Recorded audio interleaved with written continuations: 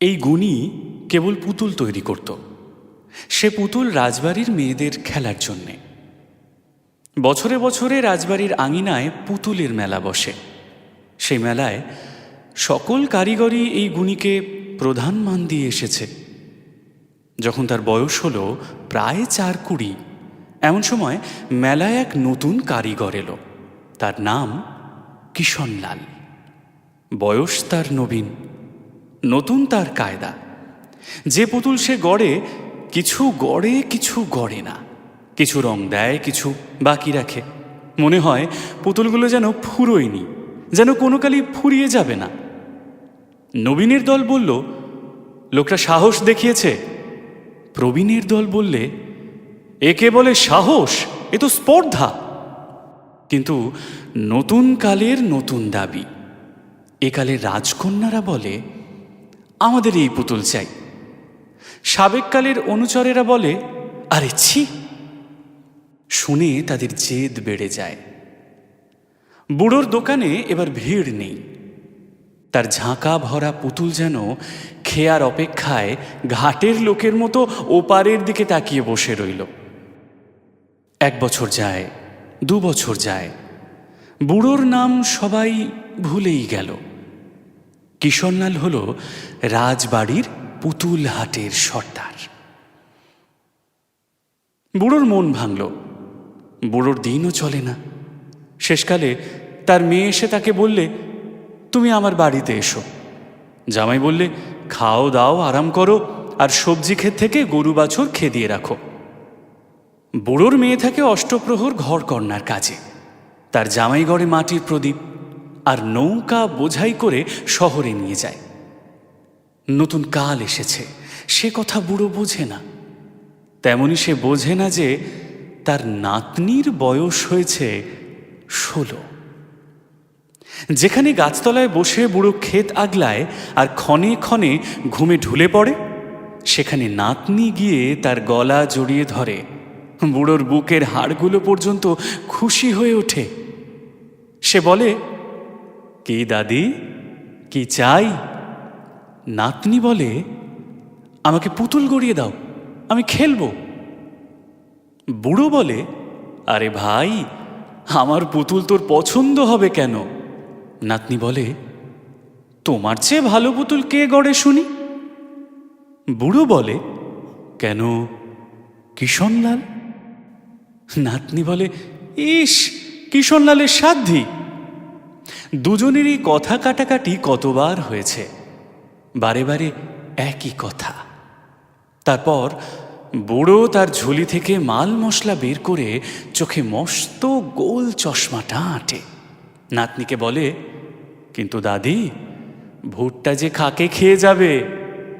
নাতনি বলে, দাদা, আমি কাক তাড়াবো। বেলা বয়ে যায়। দূরে ইদারা থেকে বলদে জল টানে, তার শব্দ আসে। নাতনি কাক তাড়ায়, বুড়ো বসে বসে পুতুল গড়ে। বুড়োর সকলের চেয়ে ভয় তার মেয়েকে। সেই গিন্নির শাসন বড় কড়া। তার সংসারে সবাই থাকে সাবধানে। বুড়ো আজ এক মনে পুতুল গড়তে বসেছে।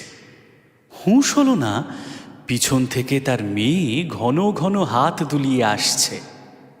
কাছে এসে যখন সে ডাক দিলে, তখন চশমাটা চোখ থেকে খুলে নিয়ে অবোধ ছেলের মতো তাকিয়ে রইল।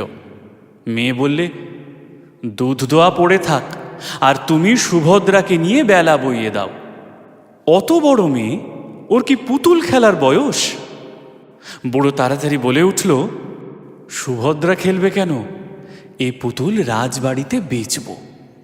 আমার দাদির যেদিন বর আসবে, সেদিন তো ওর গলায় মোহরের মালা পরাতে হবে। আমি তাই টাকা জমাতে চাই। মেয়ে বিরক্ত হয়ে বললে, রাজবাড়িতে এ পুতুল কিনবে কে? বুড়োর মাথা হেঁট হয়ে গেল। চুপ করে বসে রইল। সুভদ্রা মাথা নেড়ে বললে, দাদার পুতুল রাজবাড়িতে কেমন না কিনে দেখব। 2 দিন পরে সুভদ্রা 1 কাহন সোনা এনে মাকে বললে, এই নাও আমার দাদার পুতুলের দাম। মা বললে, কোথায় পেলি? মেয়ে বললে, রাজপুরীতে গিয়ে বেচে এসেছি। বুড়ো হাসতে হাসতে বললে, দাদি, তবু তো তোর দাদা এখন চোখে ভালো দেখে না, তার হাত কেঁপে যায়।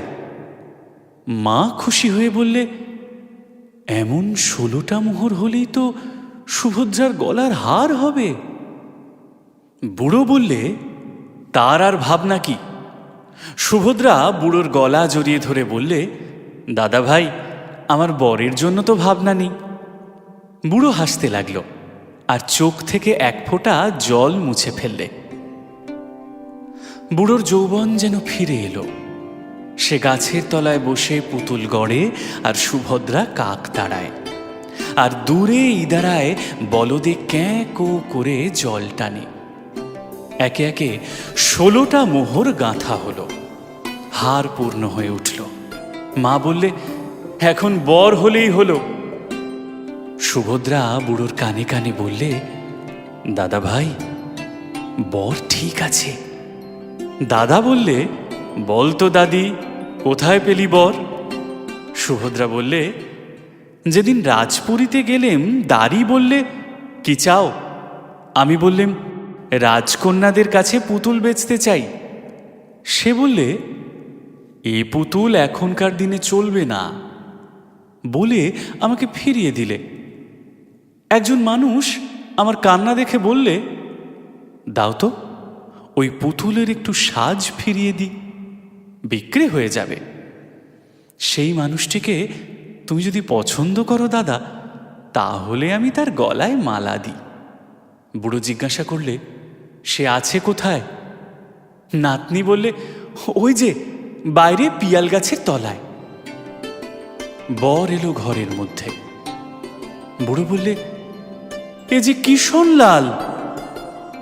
কিষণলাল বুড়োর পায়ের ধুলো নিয়ে বললে, হ্যাঁ, আমি কিষণলাল।